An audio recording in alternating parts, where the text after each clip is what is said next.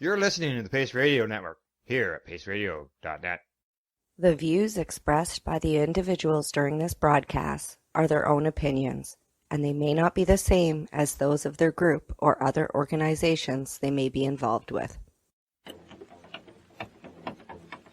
What's the matter with that cat there? Must be full of reefers. Full of reefers? Yeah, man. Mean that cat's high? Sailing. Sailing? Light. We now wander off the beaten path with an update from the Reefer Reporter. Good morning, and hello, and welcome to the Reefer Reporters. It's May the 3rd, 2021, and thanks for joining Reverend Kelly and myself, Al Graham, as we are live from the Legacy420.com news desk on the Pace Radio's YouTube and Facebook Live pages. Plus, we'll be podcasted at paceradio.net. Good morning, Reverend Kelly. How are we this morning? Good morning, Al. I'm quite well this morning. I just really have to mention that I love those photos that pop up at the beginning. It's nice to be able to see Kim and Cindy at the same time as well. Yes, it's good to see all that floating around. There. Yeah, it's nice. It is, isn't it, eh? See everybody involved? Yeah. All of our Reefer reporters. It's just a very nice way to start the day, I think. It sure is. I agree. Faces. Yeah, so you're well, Al? You have a good weekend? I had a good weekend. It was a little bit trippy on Friday, though, just so you know. Yeah. And it wasn't because of anything I had consumed. It was because my vertigo acted up. Oh, my goodness. I've helped support people with vertigo before. It is not fun. I'm sorry that happened to you. Yeah, it hasn't hit me in, probably 4 years. Wow. What an odd feeling. Yeah. Oh, yeah. I got up Friday morning, almost walked into my bed, walked into a TV, almost fell into my bathtub. Wow. And that's an inner ear thing, like a neurological, I believe, isn't it? Correct. Yeah. It's an imbalance in things. They have you lean left or right, trying to move the stuff within your ears. Yeah. So strange. Our bodies do weird things, don't they? They do, don't they? I agree. So what was new at the lounge this past week? Well, we're not allowed to be open right now, so we're just doing as much virtual programming as we can. We're offering support meetups for people in the community that might be by themselves or might need a friend or maybe just want a toke buddy, somebody to hang out with while they sesh or something. So we've started to offer that to sort of connect our community virtually while we're separated. That's good. That way you're still talking with people, still communicating with them, and still doing things. Absolutely. We've got karaoke this week. We're going to start offering some more comedians to them. So whatever we can do, right, Al? Well, that's right. Exactly. You know, you're plugging along, getting stuff done, accomplishing things. It's good. Yeah. Exactly. As well as getting some news out to people. It's one of my favorite things to do. All righty. Well, we're going to get started with our first story of the day. All righty. And that happens to deal with the Ontario Cannabis Store's new craft designation could help small producers. Ooh, good news for small producers. A new craft cannabis designation launched by the government-owned Ontario Cannabis Store, the sole online retailer of legal adult use products in the province, features specific criteria that define the often vague notion of craft cannabis. That's right. The product classification could provide a promotional boost to some smaller Canadian cannabis producers amid a sea of competition in the critical Ontario market. Yep. Right. Yeah, no, it's going to help them attract the business. Now, the product classification launched this past Thursday, and it currently includes products from 20 licensed cannabis producers. The program is the result of more than a year of research and consultation. Pete Shearer, who is the OCS Senior Category Manager, says that he's responsible for dried cannabis flower. He designed the program. Yeah, he says that since the inception of legalization, we've heard the consumers loud and clear. They want craft product that meets their expectation of quality, but also connects them to the producer. Yep, he's quoted as saying, I think there's a lot of consumers where, for one reason or another, they want to vote with their dollars and support smaller operations, ones that align with their values and their understanding of what good cannabis is. Wow, what a statement. It's so true. And I know somebody who's been saying the same thing for several years, myself. Exactly. Yeah, people vote with their money. When people were going to all these legal dispensaries for years, people were voting with their feet, with their money. Mm-hmm. Yeah, It's and like this guy recognizes that. Yeah, I'd say so. I completely agree with the guy. Good to hear. For now, the craft designation applies only to dried flower and pre-rolls, although Shiro said it could expand to include other products forms in the future. That'd be good. Yeah. Now, the phrase craft cannabis has been used by a variety of cannabis producers to describe a range of products with no single agreed upon definition. However, the new OCS criteria for achieving a craft designation revolves around specific aspects of production. That's right. Yeah, craft flower or pre-rolls must be grown in a facility that produces less than 10,000 kilograms or 22,000 pounds of dried cannabis or the equivalent of every year. That has to be hand trimmed, has to be hung or hanged to be dried, and has to be hand packaged as well. Wow. Those four are very interesting. I'm wondering why it has to be hand trimmed. I know a lot of craft growers that trim from home and they do perfectly well. Look at Dr. Buck. Yeah. Right? He has that machine is incredible, better than any hand trimming ever, and it keeps all of the pieces. So I'm not sure I agree with that one, but I do appreciate that they're saying that it has to be in less than 10,000 kilograms. That right there defines craft right there. Small places. Small. Right. And the producers don't have to pay for this designation. Shiro says that in our product call, vendors will identify a submission as a craft candidate, after which it will be validated whether it is or not by our quality assurance department. I used to be in quality assurance before. Really? For cannabis? No, unfortunately not. It wasn't cannabis. It was actually hydro transformers. Well, it's a very important role. Anyway. That's right. It is. Now, in addition to its monopoly on online recreational cannabis in Ontario, the OCS is also the only wholesaler to Ontario's growing number of private sector cannabis stores. Yeah. The new craft designation will also apply to the OCS wholesale operations. And Shiro says that I certainly hope that the level of categorization extends to private sector retail shelves, but ultimately that will be up to the retailer to do that themselves. Okay. Now, it says that the craft cannabis program is meant to attract more longtime cannabis consumers from the so-called legacy market. That's what Shear is explaining. I wonder if it will. I think that I know a lot of people that have switched to using cannabis, LP cannabis, because they are using craft or because they're improving the quality of it. I wonder if this will do that as well. Well, it would help people find it maybe easier. Mm-hmm.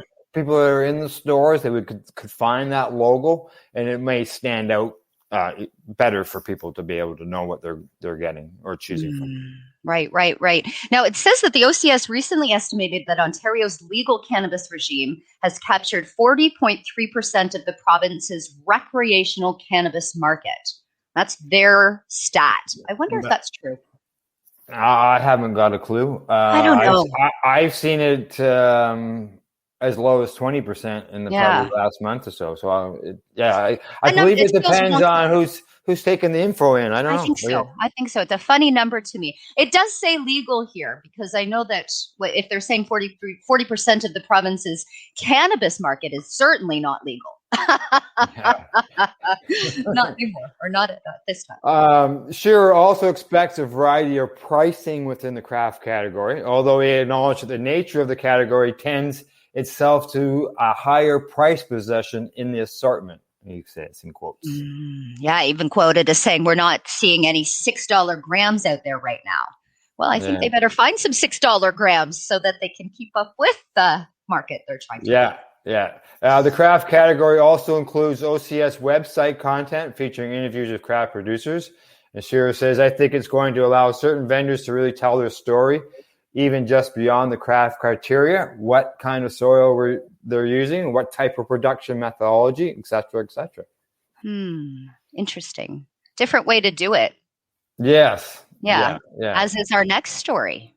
Yes, it is. Let me get rid of this one first. Yeah. Okay, hang on here. From that one, On to our next one, which happens to be something that's new, eh? I completely agree. And that happens to deal with farm gate cannabis. That's right. A different way to do it. When customers roll up to the Thrive Cannabis 184-acre farm in Simcoe, Ontario, they are going to find 3 shipping containers fashioned into a pot shop and a colorful crew making history. That's right. And you know what I found really odd with this story? I'm sure you do as well, Kelly. This is a story here on Toronto and Ontario and stuff like that, but this is in the Alaska Highway News. I know. Alaska's got our news today. Yeah, exactly. Exactly. Look at that building. Yeah. I think they're excited for us. I think so. Yep. Well, when customers roll up to Thrive Cannabis 184-acre farm in Simcoe, Ontario, they're going to find 3 shipping containers, as you mentioned, together. The crew is led by Thrive's Vice President of Business Development and Ethos, Bubba Nicholson, who jokes he has the facial hair to match his company's Greybeard brand. And founder Art Blom, who is as spirited about cannabis as he is about the brisket sandwiches he sometimes surprises farm visitors with. Wow. And his name is Bubba. I love it. Now, we're not just some boardroom brand that's out there, said Nicholson over a video call made from his parked car during a business trip in Vancouver. We call it a team of misfits. Oh, my kind of guy here. I like that. But very few knew the misfits behind the brand or how their products were made. That all changed on April the 21st when Thrive became Ontario's first licensed producer to sell cannabis products at the site where they're made. Now, the arrangement, which is being piloted or considered by several provinces, is called Farm Gate Cannabis because it involves taking cannabis from seed to sale all at one site and then uniting customers with people like Nicholas and Blom, who were deeply involved in the journey. Yeah, and according to the Saskatchewan Liquor and Gaming Authority, farm gate sales are allowed in the province, but there are currently no retail stores located at production sites. Oh, okay. Well, BC's on track, so that's good. That's right. Yeah, they say they're on track for 2022 launch, and several companies are hoping to join, becoming farm gates like they are here in Ontario. I do really like this model. Now, in order to begin farm gate sales in Ontario, companies must have a retail operator license, a retail store authorization for proposed location, and has several inspections. That's right. The Alcohol Gaming Commission of Ontario said in April that it had received 14 retail operator license applications for farm gate sales. There you go, 14 of them. Approximately 6 from Thrive, Tweed, DeCaster Greenhouses, Meds Cannabis, Muskoka Grown, and Level Up Infusions. Holy. Now, Canopy Growth Corporation, whose Tweed Incorporated brand wanted to start Farmgate in its Smith Falls, Ontario factory, said it's put its plan on hold until later this year. Okay, hang on a second. No, I'm getting stories mixed up. I was thinking on the last story. Thinking, okay, hang on, they're not craft. Okay, Canopy Growth Corp, which is Tweed Inc., wanted to start this as Smith Falls. We're going to wait till next year, as you said. However, many are still forging ahead because they believe farm gate programs help consumers get their hands on fresher cannabis faster. Yes. Yep. Especially in rural areas where the closet cannabis shop can be considered distance away. Quite a distance away. Absolutely. You experienced that yourself, Al. Closest shop is an hour from you? Hour, yeah. Oh, boy. Now, with Farmgate, shoppers will learn how their favorite products are grown and processed directly from the people who made them, building relationships, trust, transparency, and brand recognition. It's a beautiful model. Listen to that, Al. Yeah. The opportunity to build brand loyalty and educate customers confused about products is a huge opportunity for cannabis businesses. And that's according to Dennis Gertler of Candelta. And I have to agree with that. Once people know who they are, they become more loyal. That's for sure. Yeah. Well, I mean, look at people can go on wine tours. They can go see how grapes are grown and how wine is made. I think you can go on beer tours too. in places. So this is just, see where it comes from. It's beautiful. Now, in June 2020, survey of 3,000 Canadian cannabis consumers from the Brightfield Group research firm suggested that the factors have weighed on brand recognition. Survey found pot brands were only recognized between 1 and 15% of those questioned. No brand had a recognition rate above 41%. They're really looking for that, eh? Yeah. And when they can't advertise, that helps. Helps keep that brand down, right? It doesn't allow it to, get out there, the name to get out there and stuff like that. So right. And they believe that Farmgate can tackle this problem because it's an opportunity for a savvy company to build a brand like craft brewers and distillers have. Mm-hmm. Yeah. Yep. I think it's a wonderful idea. I look forward to visiting them when they're launched and when everything is that we can visit and open. Yes. So yeah, there you go. Good to see. They are rolling. They are coming along. Farmgate, be able to drive up to your local, if you've got a local micro producer or whatever, and big place and buy some cannabis. Well, it could even work for tourism. People, they book a weekend away at a winery. Well, now maybe you can book a weekend away at a farm gate and go tour a cannabis farm. I bet you will see that in a few years from now as soon as tourism opens back up. Yeah, I agree. It's an opportunity for these places to do that. In order to do things. But all news isn't good today, as our next story shows. Sorry about this one. Yes. Hitting close to home. Sure is. In the Quinte News, headline screams, improvements needed to cannabis licensing.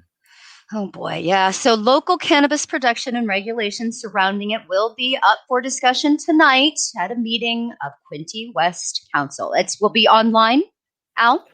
That I couldn't tell you, but the meeting is tonight. I don't know. Maybe we should look into that. I think so. You're a staple at these meetings, aren't you? Well, local ones when it comes to cannabis. Yeah, absolutely. Yeah, Health Canada is consulting with municipalities after receiving many complaints about its licensing procedures. It's been going on for a while now. Their council will see staff reporting saying local officials have believed licenses for personal use allow far too many cannabis plants to be grown. People are designated licenses to grow medical cannabis, often band together at one location, creating commercial-sized operations. That's right. The overarching local concern is a lack of enforcement from Health Canada on licensees and a lack of local control on how grow-ops are run. Wow. You don't hear, there's only very few places that have this happening. Quinte, I don't know why Quinte is one of them, but they argue all the time. Anything that's to do with cannabis in Quinte West, they argue.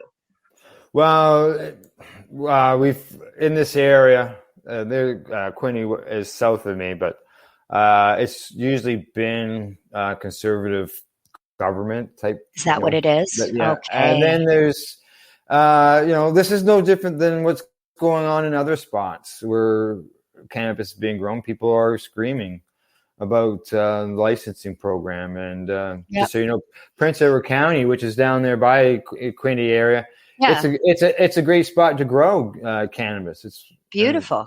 There's wild hemp grown and the whole bit. But this is just going to be another attack on us, on patients, because of some who push the rules beyond what they're supposed to be. I can understand pushing some rules, but folks, getting a license for 25 plants and then growing 2,500 or 25,000, that really messes things up for everybody. Well, those are the criminals. Those criminals should be looked at. But the patients that are growing for their medicine, this is where it gets sticky. The criminals are ruining it for the patients, but the patients should still be considered as patients. Yeah, and we've got... Today's the 3rd of May. Submissions until May the 7th on this review. So we got 4 more days to get the stuff in. And who knows what's going to come of that review in the end. But I believe that could be possibilities of some changes as far as the number of grows and locations. Right. There might be, who knows, there might be a cap. I'd hate to see a cap on grammage. Let's hope not. You know, We can only hope that there have been enough medical patients, cannabis users, that have gone and written back to Health Canada and have filled out the forms that needed to be filled out. We've reported on newspaper reports on people making newspaper reports, just suggesting the changes that need to be made. Fingers crossed, it's not going to hurt the patients. Yeah, there was probably 3 stories similar to this that I saw. Big this morning. ones. Yeah. People, complaining about licensed patients growing at home. Yep. You know, it's just, it's getting nasty. It's getting bad, and I think in the end we're all going to pay for it by those who over abuse the system. Well, unfortunately, let's hope that doesn't happen. That's right. I agree. There's no doubt about that. All right. On to our next story. And this one happens to deal with, it's an opinion piece. And this is, I would say, opinion number 2. This is based on an opinion piece that was written in the day before from the Toronto Star, where someone wrote and said that cannabis is not medicine. Wow. So this person has written back, or as an opinion piece, and say cannabis is medicine. Just ask the parents of children with seizures. Wow, it's quite beautiful how he writes here. So it says, I will do my best to respond rather than react to the April 27th opinion piece by Jeff McIntyre titled, Cannabis Not Ready to be Called a Medicine Yet. I am a pediatric neurologist and epilepsy specialist by training with over 500 adult and pediatric patients in my practice, currently being treated with medical cannabis for epilepsy and a broad range of other neurological conditions. I want to say the man's name who we're reading, the contributor. His name is Evan Cole Lewis that wrote this piece. Yes, and this so true. You know, yes. The guy's he's a pediatric neurologist. That's right. So I think it's great to see a doctor come back and rebut something like absolutely that previous thing. Yeah, he goes on to say, when I first read this piece, I thought how I should reference the results of the 5 major randomized controlled trials that have been completed in complex drug-resistant pediatric epilepsies. These studies show that medical cannabis exerts the same degree of anti-seizure control as our traditional anti-seizure drugs, with comparable side effect profiles. I thought how it would be helpful to point out that cannabis, in the form of purified CBD oil, Epilox, has been approved as a medical treatment for certain types of epilepsy in children by the FDA in the U.S., the EMA in Europe, and NICE in the UK. I thought I might share stories of the numerous children I have personally treated with unrelenting seizures who, after failing multiple medications for several years, finally responded to cannabis. However, none of that is needed. Let's not confuse the subjectivity inherent in the management of pain and anxiety with the clear effects cannabis can produce in drug-resistant epilepsy. A child is either seizing or they are not. A child is treated with a cannabis oil. The seizure stops. If that is not medicine, then please tell the parents of these children what it is they are giving their child. Exactly. You know, we're giving your child something, it stops. Is that not a description of medicine? That is medicine. Exactly. Yeah. I assume those involved in the cannabis industry are aware that there is a well-defined medical pathway within the Cannabis Act that provides a mechanism by which patients can forego a consultation with a physician or a nurse practitioner and be provided medical direction, oversight, follow-up, and medical authorization to receive cannabis. Conflating this with a senior who, under the advice of her son, goes to a local recreational dispensary to glean the advice of a bed tender to treat her pain is intentionally misleading. Wow. How often do we shout about this? Because there are doctors that are saying, I'm not prescribing you any cannabis. Just go to your adult use rec store. and get that. And they can't get the dosing information. They walk in and they're 85 years old and they've just heard the word CBD. They're handed CBD with something that's going to affect them in a different way. They're not bringing in a list of the medications that they're on that's going to interact with something that a bud tender is giving them. It is a mess in that situation. And a bud tender can't even talk to them about medicine. They can't. They're not allowed. Their hands are tied behind their back. This is what happened with the Cannabis Act. Now, the opinion posted in the article by Mr. McIntyre is not only outdated by Canadian standards, but it is also dangerous. Producing a consistent cannabis product form batch to batch is a challenge faced by licensed producers of cannabis, but that should not serve as a rationale to delegitimize cannabis as a medicine. This only works to reinforce inaccessibility, and children should not be the ones to suffer because of our current challenges in manipulating the characteristics of cannabis with perfect consistency. That's right. And in the end, the opinion piece does a great disservice to the many children and families struggling with epilepsy. And I am grateful that the vast majority of Canadians have moved beyond the type of thinking presented in this article. In the future, it is my hope that any leader in the cannabis industry is offered a platform, such as the Toronto Star, to describe the medical cannabis landscape, considers the whole of their words, and recognizes this issue extends far beyond the problems faced in their own small corner of the cannabis market. Round of applause to you, Dr. Evan Cole-Lewis. Round of That's applause. right. That's incredible. What a beautiful piece. Thank you. For those who were wondering, he is the director of Neurology Center of Toronto. Yes, he is. And he is on board with cannabis and calls it a medicine. Wow. We need more doctors like this. We absolutely do. That can say, yes, it is a medicine. Please try to tell a parent that gives this to their child that it isn't. He's absolutely right. I think it's great that he's spoken out, and it would be nice to see others do likewise. Absolutely. All right, we got one more story before we go to our break. It's an American story. Oh my goodness, a ban. Okay, let me get it up here. All right, yes, U.S. ban. And it's a U.S. ban on Backwoods, Swishers, and other flavored blunt wraps. Yeah, your illegal weed dealer might be adding menthol cigarettes and smuggling Backwoods and Swisher sweets to their offerings by this time next year. On Thursday, April 29th, the Food and Drug Administration announced plans to ban menthol-flavored cigarettes and all flavored cigars starting in 2022.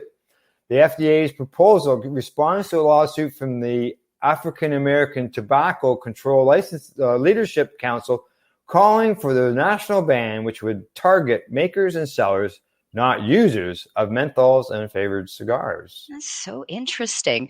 Such a ban would affect any cannabis consumers, primarily black smokers who roll. Sorry, I'm going to have to pause for a second. That's what the article is quoting. Primarily black smokers. That's a very interesting way to put it. Who roll cannabis into flavored tobacco or cigar leaves, commonly called a blunt. Half of cigar sales in 2020 were 2 flavored brands, Black and Mild, followed by Swisher Sweets. A 2020 study found that a third of the weed consumers smoke blunts, while almost 2/3 of black cannabis consumers smoke blunts, according to a study, they say. This is according to a study and also quoted in the article. This is not us saying this. I just have to say that because I would never say that. Now, the FDA wants to reduce tobacco use, the leading cause of preventable death in the U.S. The agency stated the banning menthols and flavored cigars would reduce the number of kids who start smoking and encourage menthol smokers to quit. So I guess what they're saying is that your black market dealer is now going to be coming with these wraps. You can't go buy them in a corner store in America, but they are available up here in Canada. Yeah, exactly. I'm just looking down here to see if we can get beyond the tobacco end of things as they go along, because it just seems to be mainly talking about some tobacco stuff going on here. Yes. Okay, here we go. Down below, weed community divided. In an online comments, cannabis consumers were divided. Yes, yeah. It even talks about how rappers Wiz Khalifa and Rick Ross were noted anti-blunt cannabis smokers. Most studies conclude that tobacco's users face an increased cancer risk Cannabis-only consumers, by contrast, show little increased cancer risk. So basically, I think what they're saying is don't put tobacco in your cannabis doobies, maybe. Yeah, I'm not. Why would you want to put tobacco in there anyway? It would ruin it. Exactly. I'm not. Yeah, I'm not a big fan of tobacco being mixed in with cannabis, and so tobacco blunts wrapped in their cannabis. Yeah. Yeah. I just found it interesting that the Americans were banning this, but they're still available up here. I wonder. I know that they said the menthol cigarettes are banned down there. I don't think you can get menthol cigarettes in Canada anymore. So I think we took that early. We took them off the shelves earlier than America. Yeah, we may have. Yeah. I agree. So I wonder if these blunt wraps are going to go too. Could be. We'll follow the story and figure it out. See if it comes to Canada. Yeah. Right? Okay. Well, Kelly, it is break time and time to medicate. Sounds good to me. All righty. Reverend Kelly and I will be right back after a medical session. Right? You are listening to the Reefer Reporters. We are live here on Pace Radio's Facebook and YouTube pages and podcast at paceradio.net. You're listening to the Pace Radio Network here at paceradio.net. At Legacy 420, we believe in being different. Experience the difference of quality control. Our labs provide tested formulations for all of our products. Experience the difference in trust. Our customers can trust that we are following up-to-date COVID precautions for their safety. Experience the difference in accessibility. We're open 7 days a week. Please visit our website, legacy420.com, or contact us for curbside pickup as well as nationwide mail order shipping. Legacy 420 values overall wellness. Come and experience the difference of Legacy 420. The People's Alliance of Cannabis in Canada is an organization working to improve cannabis legalization in Canada. They have a mission and values that includes all Canadians, no matter where they come from. The values are including everyone, as no one should be excluded from participating, equality, diversity, advocacy, along with cannabis education and research, plus industry, safety, and professional standards. If this is an organization that has the same values as you, check them out at People's Alliance of Cannabis in Canada.ca. Once again, People's Alliance of Cannabis in Canada.ca. Check them out.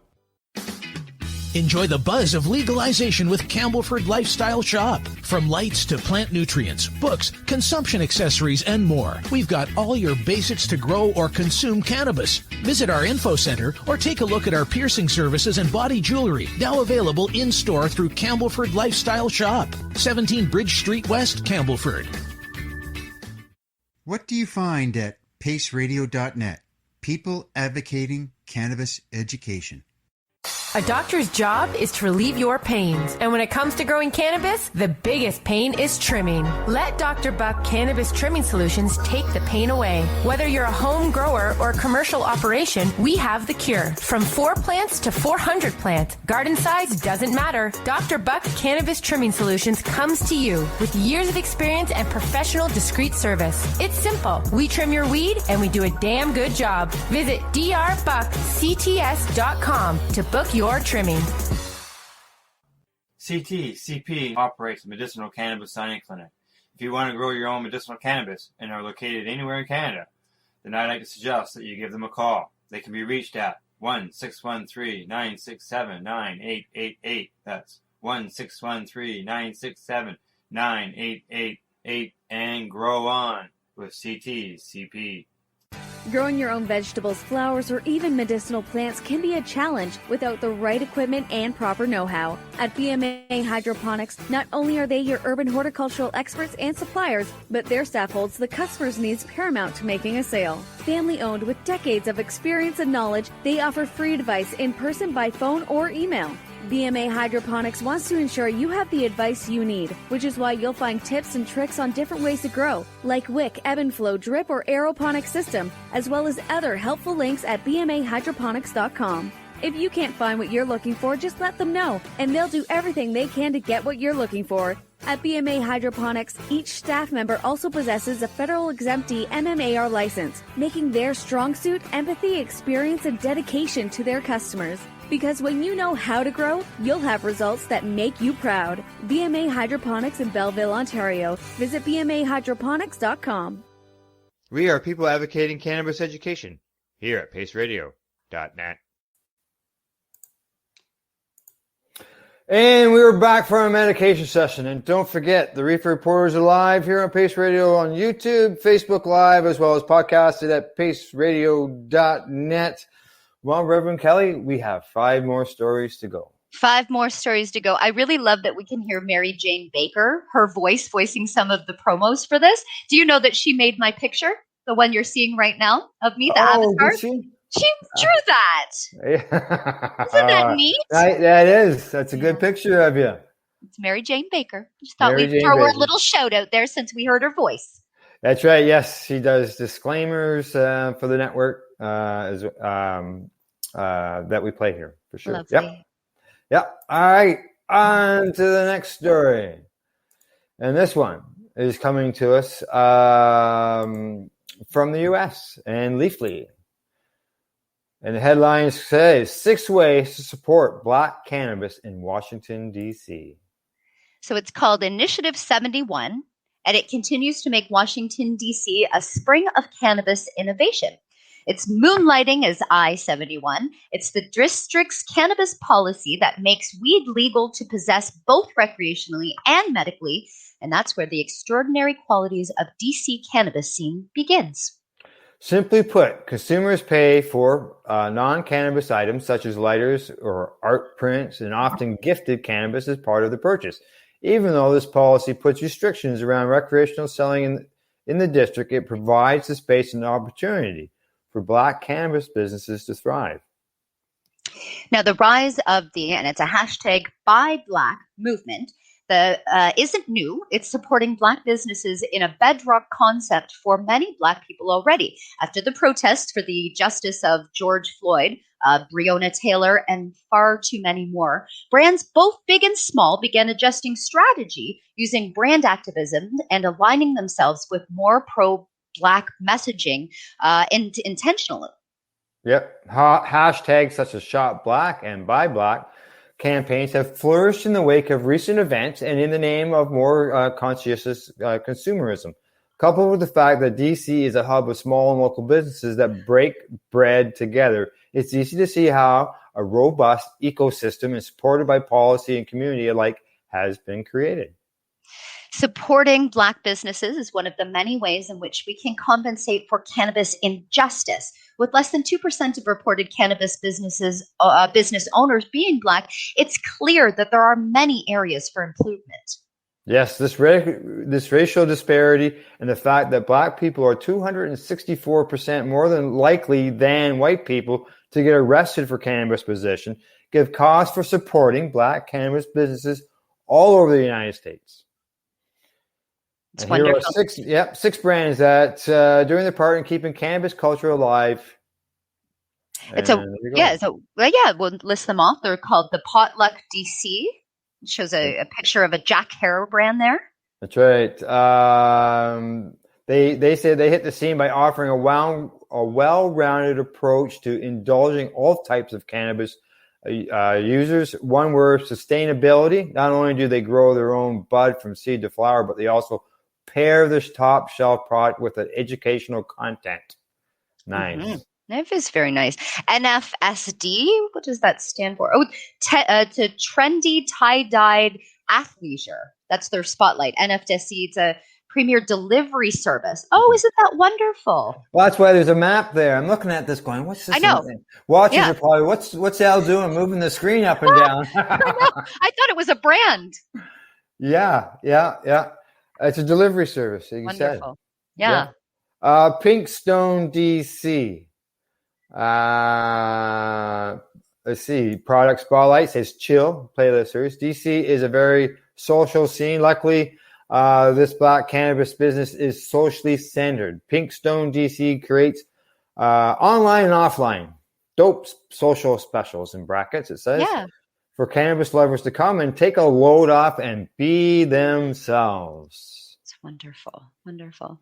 Their Kinfolk is the next one. I like that. They have a product spotlight called Mumbo Sauce. Mumbo sauce. Yeah. And they're talking about medical cannabis, the medical cannabis card. They're a dispensary in the heart of D.C. Mm-hmm. Yeah. Okay, I think. Oh, beatable. It's a CBD infused red blend. It says here you can find 2 of your favorite things in one package: cannabis and wine. Ooh. Whatever your favorite wine is, they have you covered. There you go. Very interesting to infuse them together. We've got the last one, I guess, new. Toke DC. That's and right. Their chocolate chai tea and gifted waffle cone is their product spotlight. Yeah, that's right. Waffle cones. Interesting. All right, so there you go. 5 businesses that are owned by Black Americans that people in the U.S. can support. Wonderful. Very much needed. Yes. Just so you know, we got a message. And it says, from Nathan Weedmore, I am puffing some cherry bomb I scored from Mohawk Medical Good Stuff and some seeds and clones. Wonderful. Good to hear. I love supporting indigenous cannabis as much as possible, so it's nice to hear that Nathan is as well. Yes, exactly. All right, on to the next story, which is helping to break down stigma. What do you think? I really hope it will. There's a really big stigma around this next story. That's right. Forbes has an article that says the lazy stoner stereotype is nonsense. Cannabis users are actually more active. You certainly are. One of the hoariest notions around cannabis is that cannabis users are indolent, slothful creatures who lay in bed when they're not lying on the couch, of course, and just laying in on the snacks. That's right. This stereotype's origins aren't exactly clear. It is true that cannabis helps many users sleep, which isn't such a bad thing in a country where 1/3 of Americans have sleep problems. But recent research suggests not only is this image of the lazy stoner inaccurate, the opposite is true. Absolutely. Frequent and light cannabis users reported more physical activity than non-users, suggesting cannabis may actually encourage physical activity, and that's according to a study of over 2,000 people, U.S. adults, and it was published this past Thursday. Yeah, Harm Reduction Journal is where it was published in. I see we got the spotlight there on there he is. That man that everybody knows. Yep. Mike Phillips. That's right. He's the most awarded medalist in the world. He is the most awarded Olympic medalist in the world. He is a man that has ADHD. His mom said to him, or it said to the people, I'm not medicating my kid. I'm going to put him into something, an activity. Puts him into swimming, and look what he did. Look what he did. Cannabis used to cover up or to heal with it, and not using any medical prescriptions for ADHD, and he's the biggest medalist in the world. Okay. All those medals wrapped around his neck. Yeah, that's right. Coupled with the earlier research from the University of Colorado, in which cannabis was found to aid exercise routines, these recent findings are more proof that much of the classic received wisdom about cannabis users and the drug's impact on people's lives is propaganda and hogwash, deserving of the dustbin and not much else. I love it. Hogwash. I love it. It also means that instead of imposing a burden on hospitals and life expectancies, as some legalization opponents and prohibitionists suggest, cannabis legalization may have a net positive effect on public health. Yes, researchers from the University of California at San Diego's Herbert Wortham School of Public Health and Longevity Science looked at responses to the 2005-2006 National Health and Nutrition Examination Survey. Rather than just relying on respondents filling out questionnaires and hopefully being honest, as most cannabis use data sets do, participants here had their activity levels measured by accelerometers, devices that gauge both the length and the intensity of physical activity. That's incredible. Now, that study said that it was the first to quantify physical activity or sedentary behavior using accelerometers. And the researchers wrote, participants were also categorized as light, moderate, frequent, or non-cannabis users, depending on how much cannabis they reported in the last 30 days. In brackets, it says, given attitudes around drug use in general and the fact that adult use cannabis did not exist in the United States in 2005 and 2006, drug use rates are generally understood to be underreported. Of course. That's right. Now, the researchers found that the whole cannabis users' activity rates, as measured by the accelerometers, did not significantly differ from non-users. However, frequent cannabis users engaged in more physical activity than non-current users. That's what the researchers wrote in their findings. Yep. And when individuals quit using cannabis, they seem to stop moving quite as much. In quotes, it says, like cannabis users had greater odds of self-reporting physical activity compared to non-current users. I think we would refer to this as intentional cannabis use. When you are intentionally using cannabis for an activity, you're intentionally using cannabis to work out, knowing that it's going to be a better workout, a hardier workout if you use cannabis first. Yeah. Hey, it's I look at light cannabis users. I guess light cannabis users would be people who, occasional users, or because sometimes they describe light cannabis as CBD cannabis. Sure, or I consider that microdosing. So microdosing all throughout the day to keep you going. That's your medicine, and then using maybe a heavier dose for an activity like this, like the gentleman that's pictured as a boxer.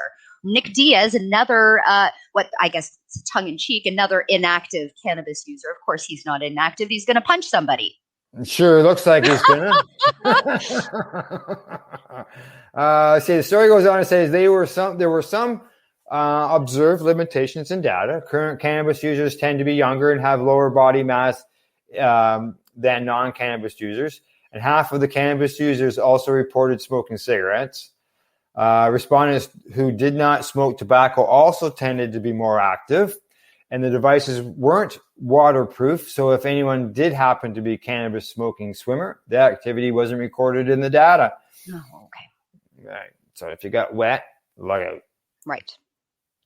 Now, the study didn't examine what pharmacological effects, if any, might be encouraging cannabis users to be more active, or why frequent cannabis users tended to be more active than non-cannabis users. It does suggest that if someone is inactive for whatever reason, the reason isn't weed. And the world's most popular illicit drug doesn't seem to be slowing down anyone who uses it. That's right. There you go. There you go. Right there with Michael Phelps right there. Just right showing you. Use cannabis and go swim. Yeah. We all found out about his cannabis use when the video appeared of him smoking a bong. Well, I'm glad that he does, because clearly it's working for him. Clearly it does.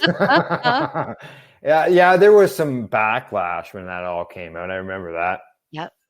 Well, and it was, I love the fact that he's somebody that is so for ADHD and talks about, you don't need the medication that they tell you need. Use cannabis for it, or heal with exercise, or use cannabis to offset ADHD. I love that he says that. He's amazing. Got some more comments from Nathan there. He says, keep fighting the good fight, guys. He tells us that. And that he's a grower. And, we talked that early story at the beginning about people who are overgrowing. He says that he's a medical grower, but I'm only growing a fraction of what I'm allowed to grow. See, and here's a guy who's growing under his limits. Yeah. And what's going to happen to, him and the rest of us when this review is done? We're all going to find out, I guess, in time. Yes, we'll find out. And he gives a shout out to Ross and Bev at the Belleville store. So let's say hello to them too. Yeah. Ross and Deb. Deb's down there. Yep. All righty. On to the next story, which is one that we hear about. And stories like this, don't blame the cannabis. Blame the adult who is responsible for it. Absolutely. The headline says, cannabis sweets leave 4 children in hospital in Surrey. And this is not Surrey, BC. This is down under. Down under, right. There were 4 children who were taken to hospital after they ate sweets thought to contain cannabis. The ambulance team was called when some of the children aged 12 and 13 started vomiting and falling in and out of consciousness this past Saturday.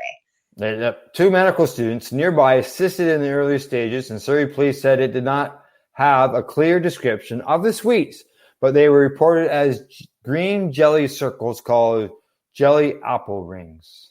Oh boy. Officers have asked parents to warn their children about the dangers. Police say that the youngsters had not suffered long-term ill effects. One child being discharged on Saturday, the others were released later.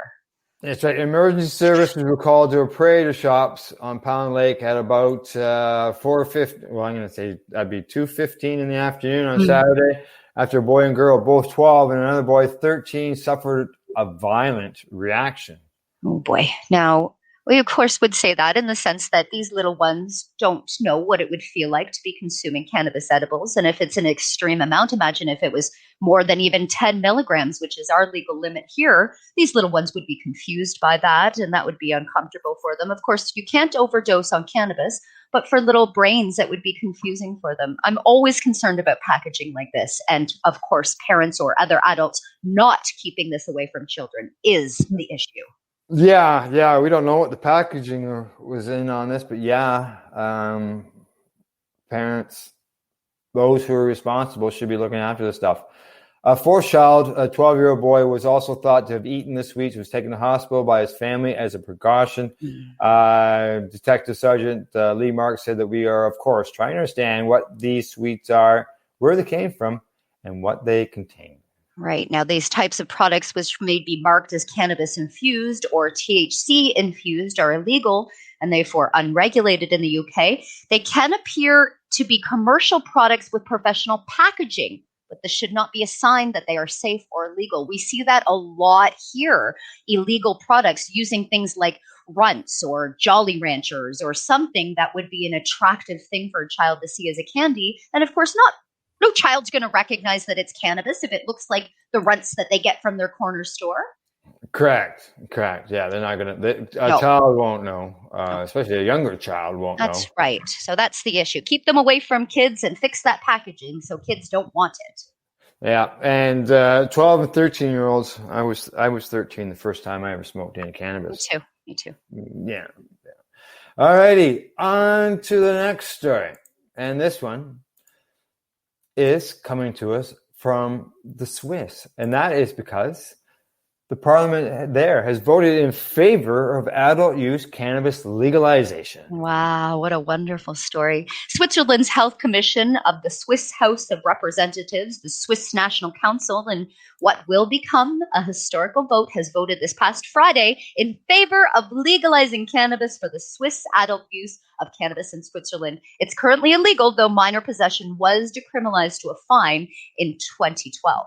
Yep, the National Council's Public Health Committee voted 13 votes to 11 to the parliamentary initiative by Representative Mr. Heinz Siegel. Okay, good luck. Essentially, the aim of the legislation is to regulate the cannabis market in Switzerland rather than continue to ban adult use. This vote will make Switzerland the first country in Europe to allow a legal adult use cannabis supply chain. It's according to a report from the Swiss news outlet from May.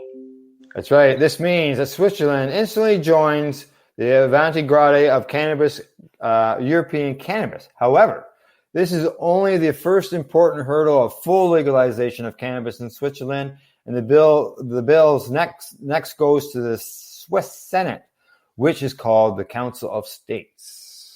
With this move, the National Council's Public Health Commission has followed up on various other initiatives to legalize and regulate the cannabis market rather than continue with the prohibition of adult use cannabis. The proposed legislation has many features to protect Swiss consumers. Yes. The Swiss Federal Office of Public Health noted they are conducting science-based consumer research trials on cannabis in order to offer a scientific basis for future regulation of cannabis. These trials to check cannabis will be conducted in parallel to legislation working its way through the representative chambers of the Swiss Parliament. So what's the study? They're going to have some people smoke some recreational cannabis to see what happens? Put them in a room and see what they do. Let's Now, read on. What are you going to do, right? Yeah, read on. Maybe we'll find out the answer. The Swiss trial includes 5,000 registered participants who have already been consuming cannabis illicitly. The trial program is a follow-up of an amendment to the Federal Act on Narcotics and Psychotropic Substances, which was approved by the Swiss government last September. The past regulations enable a legal basis for conducting scientific pilot trials of cannabis. Yep. The Swiss government's research study requires that cannabis must be organic, yay, produced in Switzerland and contain more than 20% THC. The packaging requirements use the model of Canadian cannabis licensed producers, ensuring product containers are child resistant, have safety warnings, and the cannabinoid content of the products are clearly labeled. Wow. So they're taking a piece from what we're doing. Yeah, the only thing I really don't like there, hopefully their packaging is recyclable. Yes, please. Yeah. And the only thing I don't like, they've capped the THC limit at 20%. Right. They did cap it. And I mean, they are talking about the child resistant containers as well. That's something we in Canada need to help with, especially with people with arthritic hands or that can't get these containers open. And of course, the fact that they are not recyclable. But I believe Switzerland is one of the leaders in the world in recycling. So hopefully they'll have a better container and maybe we can learn from them at that point. Yeah, maybe. Exactly. Switzerland's Federal Office of Public Health also released a statement that the current cannabis prohibitions are almost useless. As despite this ban, consumption is high, the black market is thriving, and the user's safety is not guaranteed. I got to agree with them. It's useless. Right. When they Absolutely. say that. Absolutely. Now, according to some estimates, there are around 500,000 adult illicit cannabis consumers in Switzerland. Switzerland has already abolished criminal prosecution for possession of small amounts of cannabis. Those caught with less than 10 grams only have to pay a fine. It's just over $100. The sale of light cannabis with less than 1% THC is also legal in the country. So it looks like if you have CBD or hemp products, you can have it there. So it looks like to me, if they get that fine for the 10 grams, basically cannabis is decriminalized. Yeah. There to that point, yeah. Now, if passed, Switzerland not only becomes the first country in Europe to allow adult use cannabis supply chain, Switzerland might also beat the USA. I think every country is going to beat the USA. Mexico will. Cannabis. Yeah, Mexico will. We know what they're going through. Oh, my goodness. That's probably true. Yep, it is. Well, we'll have to watch this. Yes. And see what's going on with them. Yeah, I agree. We'll have to watch it and see what's happening. Hopefully, things go smooth with their trials, and to see that it's not nothing's going bad or nothing's going wrong. That any of the fears don't exist. Right. It's funny how weird the guinea pigs. Canada has been the guinea pigs for the last couple of years. So now these other nations are looking at us and going, we don't really like what they did here, but we like what they did here. We'll use that, but not that. Yeah, I know, I know. Yeah, Nathan, he's got a bunch of suggestions here. Oh, good. Yeah, and he has a shout out. Nathan. Yeah, has a shout out to Neil Magnuson out west. He operates a cannabis substitution program out there. Yes. All right. On to our last story of the day. And this comes to us from Israel. That's right. Oh, we're just bringing the headline up. There we go. Now you can read it. Israel. The Post says, Jerusalem Post says that Israel medical cannabis company signs deal to export to Brazil's market. Ooh, now the agreement includes the supply and distribution of medical cannabis oils in Brazil, one of the largest growing markets in South America. That's right. The Israel medical cannabis company, Tucan Olam Cambit Pharmaceuticals, has entered the Brazilian market for the first time. The company reported on Wednesday after signing an agreement with the Brazilian company Ease Labs. As part of the agreement, Ease Labs will purchase a 1/4 ton of CBD and THC oil and other medical cannabis products and will distribute it in the Brazilian market, one of the largest growing markets in South America. That's right. That's right. This is the first step in the Brazilian market, which is considered. Did you read that? This is the first step in the Brazilian market, which is considered one of the largest markets in South Africa or South America, with tremendous growth potential as part of the realization of the company's strategic plan and business goals. We are excited about a fruitful and long-term partnership with Ticum Olim Cannabis, declared Gusto Valeras. He's the CEO of Ease Labs. Thanks to the knowledge, experience, and quality of the company's raw materials, together with the local cannabis industry in Brazil, we are confident that the therapeutic products intended for oncology patients and chronic patient sufferers will facilitate and improve their quality of life, and not least at affordable prices. Affordable prices, key. In 2020, the Israeli company signed a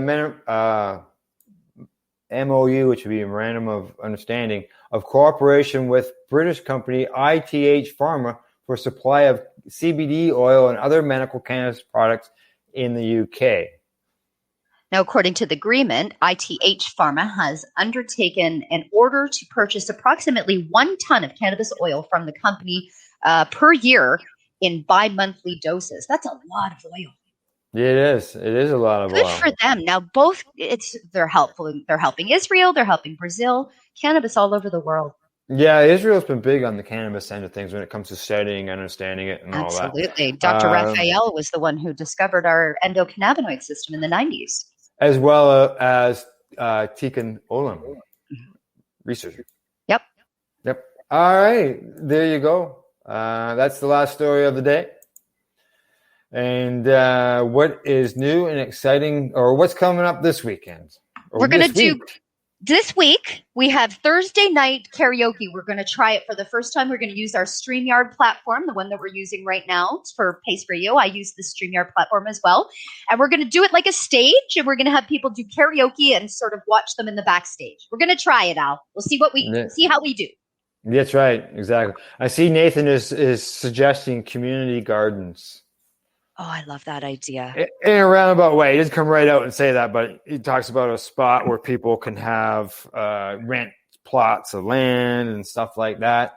Yeah. Unfortunately, I like to see that. And I know that CTCP has submitted some stuff about getting cooperatives and things to the Canadian government. I like to see a cooperative. That would help a lot of patients. There's no doubt about that. Yep. But I think it's a great idea. Let's open one, Al. Let's just go get some land for all these people that need it. Yeah, exactly. Nathan, you want to come? I bet you he does. I bet he does.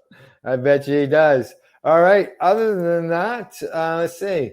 That's our review report from the Legacy420.com news desk for May the 3rd, 2021. And in closing, we'd like to say thank you to our sponsors, Legacy420.com, BMA-Hydroponics.com, DrBuckCTS.com, plus the Campbellford Lifestyle Shop. As always, a big thank you to our listeners. If you enjoyed it, please share it with your coworkers, those you might not get along with, and those who really need to know. And don't forget to educate, medicate, and not incarcerate. The opinions of the individuals during this broadcast are their own and may not be the opinions of their group or other organizations they may be involved with. You're listening to the Pace Radio Network here at paceradio.net. At Legacy 420, we believe in being different. Experience the difference of quality control. Our labs provide tested formulations for all of our products. Experience the difference in trust. Our customers can trust that we are following up-to-date COVID precautions for their safety. Experience the difference in accessibility. We're open 7 days a week. Please visit our website, legacy420.com, or contact us for curbside pickup as well as nationwide mail order shipping. Legacy 420 values overall wellness. Come and experience the difference of Legacy 420. Enjoy the buzz of legalization with Campbellford Lifestyle Shop. From lights to plant nutrients, books, consumption accessories, and more, we've got all your basics to grow or consume cannabis. Visit our info center or take a look at our piercing services and body jewelry, now available in-store through Campbellford Lifestyle Shop, 17 Bridge Street West, Campbellford. What do you find at paceradio.net? People advocating cannabis education. CP operates a medicinal cannabis signing clinic. If you want to grow your own medicinal cannabis and are located anywhere in Canada, then I'd like to suggest that you give them a call. They can be reached at 1-613-967-9888. That's 1-613-967-9888. And grow on with CP. Growing your own vegetables, flowers, or even medicinal plants can be a challenge without the right equipment and proper know-how. At BMA Hydroponics, not only are they your urban horticultural experts and suppliers, but their staff holds the customer's needs paramount to making a sale. Family-owned with decades of experience and knowledge, they offer free advice in person, by phone, or email. BMA Hydroponics wants to ensure you have the advice you need, which is why you'll find tips and tricks on different ways to grow, like wick, ebb and flow, drip, or aeroponic system, as well as other helpful links at bmahydroponics.com. If you can't find what you're looking for, just let them know, and they'll do everything they can to get what you're looking for. At BMA Hydroponics, each staff member also possesses a federal exemptee MMAR license, making their strong suit empathy, experience, and dedication to their customers. Because when you know how to grow, you'll have results that make you proud. BMA Hydroponics in Belleville, Ontario. Visit bmahydroponics.com. A doctor's job is to relieve your pains. And when it comes to growing cannabis, the biggest pain is trimming. Let Dr. Buck Cannabis Trimming Solutions take the pain away. Whether you're a home grower or a commercial operation, we have the cure. From 4 plants to 400 plants, garden size doesn't matter. Dr. Buck Cannabis Trimming Solutions comes to you with years of experience and professional discreet service. It's simple. We trim your weed and we do a damn good job. Visit drbuckcts.com to book your trimming. Do you want to hear what patients and cannabis advocates have to say? If so, then catch the Pace Radio Show Wednesday nights here on paceradio.net. We are people advocating cannabis education here at paceradio.net.